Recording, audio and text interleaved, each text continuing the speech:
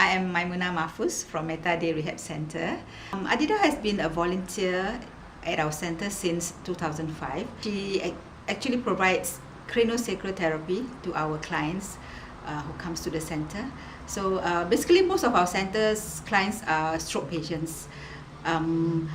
Basically she has worked with quite a number of patients since she came, and maybe I would like to just share some of the successful cases that she has handled.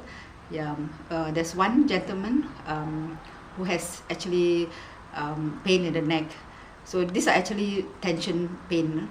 So when she worked with these clients, he actually expresses that after a few sessions, he actually has relieved in the tension and has relieved his pain actually.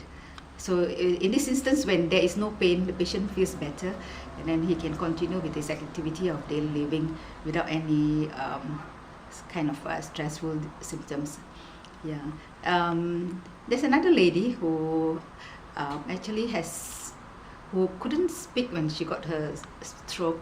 She's a stroke patient, and when Adida worked on her, apparently she regained her speech, and now she is a much better person, more positive, and she even look forward to coming to the center and have the session with Adida.